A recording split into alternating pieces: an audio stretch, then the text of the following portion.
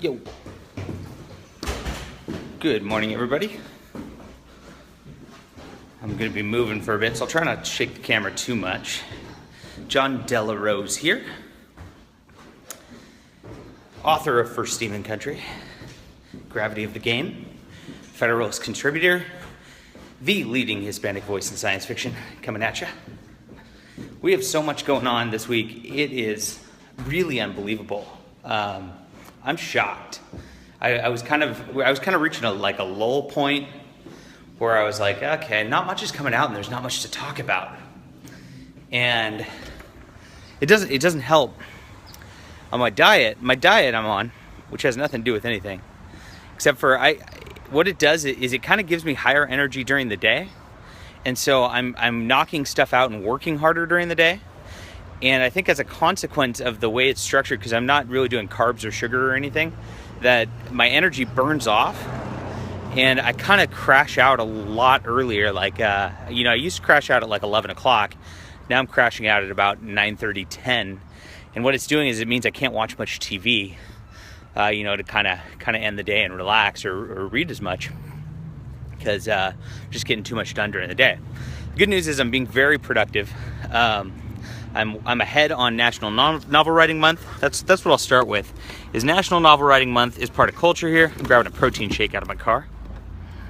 How many grams of carbs am I? I'm eating no carbs. I'm doing a Tom Brady's diet.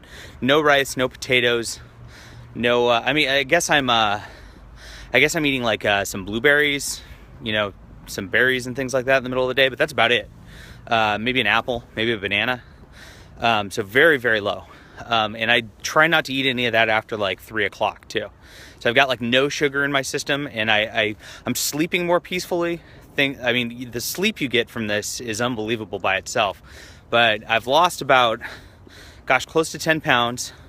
I've been at this about 20 days now. So it's really interesting.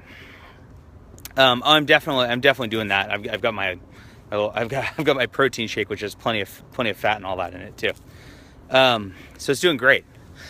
But and like I said, it's making me so productive. I've been writing comics on top of my normal national novel writing goals here. It's been good. So that's where we're at. We are 2/3 of the way through National Novel Writing Month. If you don't know, this is a thing that somebody set up for every November. It's just a website, and people kind of track and kind of egg each other on and say, let's write a book together. And it's a lot of fun. I do it every November. I write novels every month, so it's not that different for me. And I've had varying success in different years. Usually I get pretty close. I'm at the point now where I write this much or more every day anyway. So, but it depends. I'm not always writing a first draft of a novel. I could be editing, or I could be writing blog posts or Federalist posts or short stories. So it's different. But I'm always writing this much any day, every day anyway. So it's not terribly hard for me this time. But it's fun. I encourage people to participate. I always say, if you're writing anything, it's better than nothing. Exercising that creative brain is how you get it going and keep it going. And I think that's a big cultural moment in our month right now. As I'm watching all my friends do this and be pretty successful. I had one friend say, I've only written, something like 15,000, 16,000 words, and I mathed it out, and I said, and I'm got to open this protein shake real quick. But I mathed it out, and she'd been writing about 400, 500 words a day, somewhere in there. And I said, you know what? You are as productive as New York Times bestselling author John Scalzi. So congrats. The guy gets paid millions of dollars to write, and you are as productive as him. So that's National Novel Writing Month. Congrats to anybody who's doing it. Keep it going. You got this. Lot else going on this week too. I've always been on Extinct TV. I've been retweeting that again lately. If you haven't seen it, it's extinct.tv, and it's just free to stream. There's one commercial at the beginning, very simple. And it is a good job. I did tell her a good job. Really simple, easy to stream. It's family-friendly sci-fi. Good family protagonists.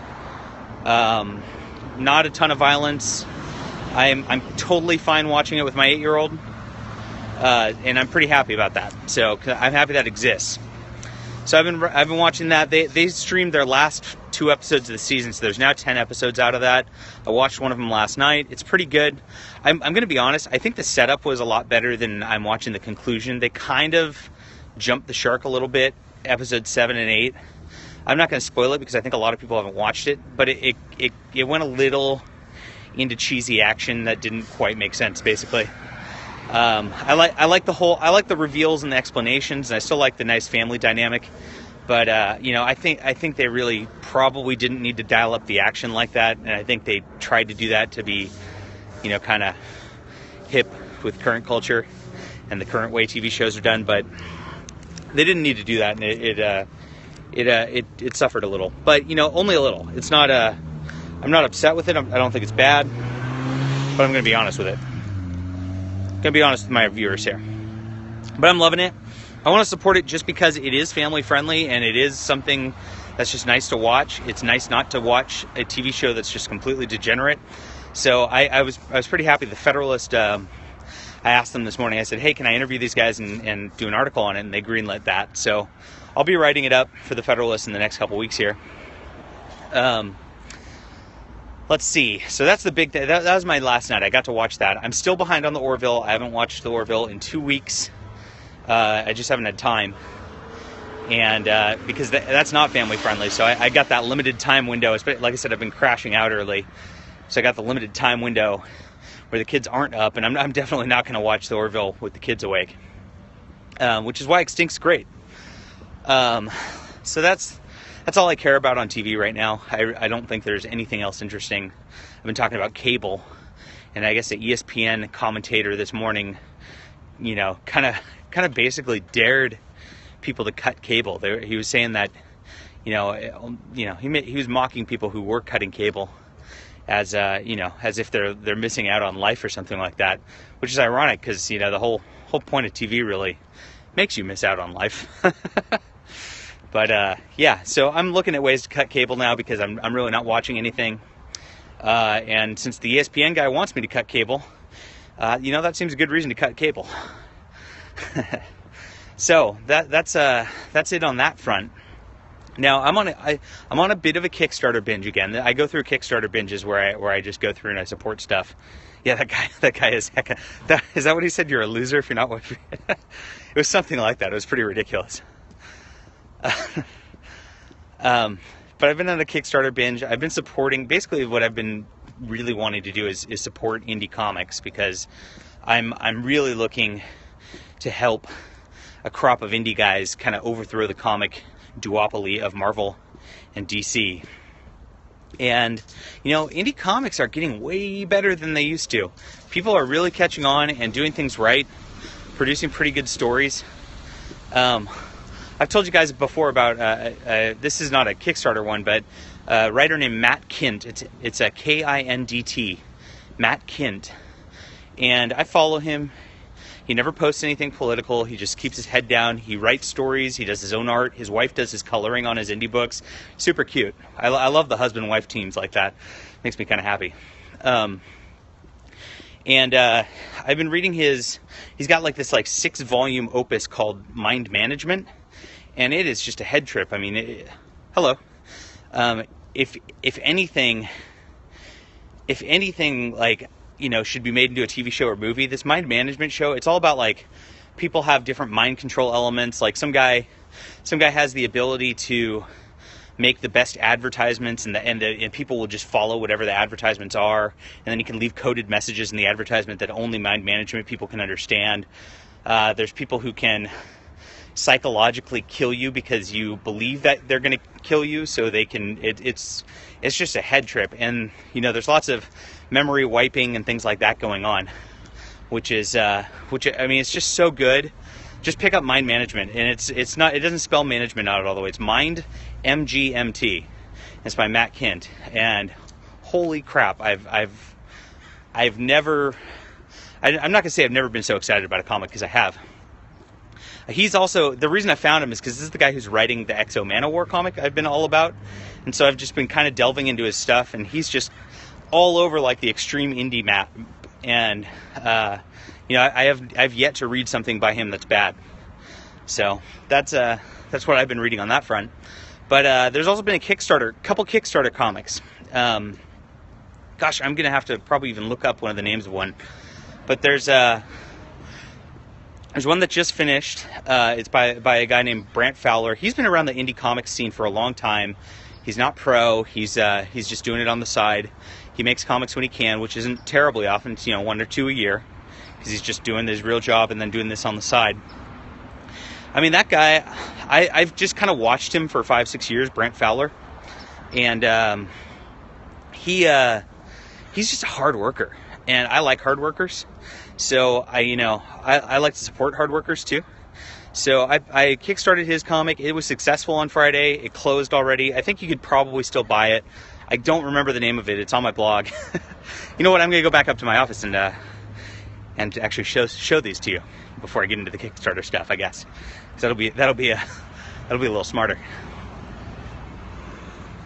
But yeah, I've been enjoying Extinct. I think you should watch Extinct. Following Matt Kint's great. I'm working on doing some of my own comics. I've mentioned that for a while, and I'm still waiting. I'm waiting on a site called QuickFund to go live, and it's a Patreon type site or a Kickstarter type site, and it's supposed to allow full anonymous donations and cryptocurrencies and all that, and it's all about free speech. So I'm probably going to go on there and set up a sort of monthly thing so that I can try to help get some of the artists who want to work with me paid. That's my thought there. I've had a couple ideas. I've got a science fiction concept that I'm working on, and the art on that's gonna cost $10,000 to $12,000 to do. So I'm gonna need a little help on that, and I hope you guys are gonna be in for that. I'm working on another one, which is a steampunk concept with an artist, and she's doing it up front, and we're gonna split the royalties on that together. So support that when we get that done, because I'd like to get her paid on some level too, because she's doing good work. It's unrelated to my steampunk series, but it's a steampunk thing nonetheless, because I like steampunk. And what else? I was talking to a guy on Twitter. I came up with a concept. What's his name? He goes, his name's Mr. Marvel on Twitter, and he's working on a concept with me, which should be pretty fun here. We'll see how that develops. I don't know the guy very well, so I don't know how far it'll go. That's the thing with indie comics. When you get these sort of collaborative agreements going on with them, the artists aren't getting paid, and they know that. And so what happens is you get the base excitement level, and then over time it's like, because it becomes work, right? Anything becomes work. It's like writing a novel. So, National Novel Writing Month, your first 10,000 words, you're so excited to just be there. You just crank those out fast. But then it becomes like the job of the middle of it. And so you don't have that excitement going, but you got to keep going through it if you want to create a real product. And a lot of people on the amateur level are just not actually ready to do that. So I'm going to pull up a few Kickstarter projects I'm backing now, show you what I'm talking about. Some of these are comics. Some of these are not. Let's see if my internet will work. My internet is spotty here, and it's being spotty. I've got this on my page right now. This is the one by Brant Fowler I was talking about. Here we go. It's called Ember. This was successful on Friday. You probably still back this with him. Art's pretty good. Like I said, I mean, Brant is just a hard worker, teenager by day, goddess by night. Hard worker, and I like the guy. Here's some of the stuff he's doing. He's got some other independent comics, and a lot of good work here. Do we have some show some of the pages maybe? There we go. So we've got some of the black and white pages here, and it looks pretty solid. So it looks like a lot of fun. So I backed that, and yeah, look that up. It's called Ember, The Last Ember by Brent Fowler. The one I backed today, this one's live. This one's live. It's called Cue Ball, Martial Arts Thriller. And it's by a guy named Mike Barron. Now, Mike Barron is a good guy. I really like him. So I'm backing this just because he's involved. I mean, the art looks pretty good here. It looks like we're going to have some good action ninja type fun. And, you know, yeah, that's exciting stuff. So I'm backing this too. This is live right now, so you can back this one too. It's about halfway to the goal, you know, which with 23 days to go, that's pretty good. But I recommend backing this. It's called Cue Ball. It's on Kickstarter. And then these are the two comics on the indie side that I'm doing. But next, all right. So I like to play miniatures games sometimes, and this is Forrest Harris. Forrest Harris is the best miniature sculptor in the entire world. I mean, he does beautiful miniatures. I'm going to show you in a second. So I guess he's got a game coming out based on his miniatures. I've been buying his miniatures. Look at this stuff. Oh my gosh. Look at that. Look at it. So these are his miniatures that he makes. I'm big into Wild West stuff. I'm big into this theme, and he just nails the theme. So this is a Wild West game. Look at the detail on that. I mean, it's just unbelievable. So these are just very good miniatures, and I love these that this guy makes. So I'm excited for his game. He likes to run this game called Desperado, which I'm sure this is kind of similar to. Part of it is you can actually buy some of these houses and this saloon piece here, which is pretty cool. Some cool poker chip things. Yeah, here's some of the dudes. So I'm very excited to back this. It's called, what was it called? It's called Gunfighter's Ball Wild West Miniatures Game. Look at that. That's already done $10,000 in like one day.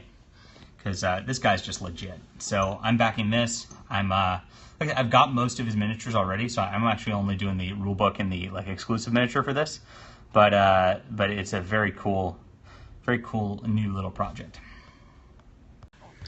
So that's kind of my roundup for today. I've got, you know, the Extinct TV has finished its season, and you know you could watch that, and I recommend that. We've got National Novel Writing Month. Oh no, books. There are books too. Tomorrow, let me look at this. Rachel, what's that? The Unexpected. Okay. We got books too. How did I miss books? I talked about everything but books, right? Let's see. Is this the one? Okay. Cool. So tomorrow on Facebook. So I don't know if you guys are on Facebook. If you are, this is called An Unexpected Party: The Awful Truth About Forgetting. This is the fourth book in the Unexpected Enlightenment of Rachel Griffin series. It's by Jaji Lamplighter Wright. If the name Wright looks familiar, it's because she is the wife of John C. Wright, who is the greatest science fiction writer alive right now. And she is, I mean, this woman is a saint. Jaji Lamplighter Wright is a full-on saint, and that's me. So she's having a party here to talk about her launch of her fourth book. It's coming out on Amazon tomorrow, and she's giving away. So if you join this little party, again, the party's called An Unexpected Party: The Awful Truth. You can win prizes. So she's giving out some prizes and stuff. The prizes are, I believe she's giving out some books, some audio. She's giving out a Monster Hunters File audiobook. So if you're into the Monster Hunters by Larry Correia and all that, you can win an audiobook on that if you come to this little Facebook party thing. I'll put the link on Twitter. And we're going to do a live stream probably. I think I'm going to talk to her for a little bit. And I'm going to be giving out copies of my books too, because I really want to support Jaji's book. Jaji is the best, and I want her to have a very successful launch day, because John and her actually John's not full-time writer. John C. Wright is not a full-time writer. Can you believe that? Like, he is the greatest thing in science fiction and he's not a full-time writer. And why? I have no idea. But he's not, and he deserves to be. And Jaji homeschools her kids full-time, so she's slow in coming out with books, and so I really, really want this to make this a splash. But there's one more book. There's one more book coming out this week, which is exciting, and I'm excited about. It's about space opera, and I'm going to pull it up for you. Here we go. Look at this. So my alt furry friends will be all about this right here. Look at this. Look at this beautiful cover. So this is book 2 of the Galaxy Ascendant series. It's by Yakov Merkin, and I talk about him every time on here, and I don't know if I pronounce his name right every single time.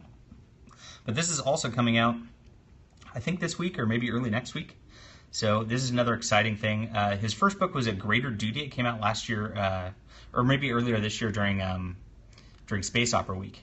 And it's exciting stuff. And this is also something, if you're into military science fiction, this is where you should go. There you are. Hey, he's on here. Book 1 is on sale. There you go. So this is coming out early next week. I want to definitely going to pick this up, and I want to support this and Jaji's new book this week more than anything else. So that's kind of my cultural thoughts for the week. I think that covers everything. If you have more money than that and more time than that, then yeah, you have a lot more than I do. So enjoy. I hope you enjoyed this and hope you found some cool stuff out of it. If you like even one of these things, it works out for you, works out for me, and we get to share in all this together. So support indie projects, support alternative projects. Hey Coyote, how you doing?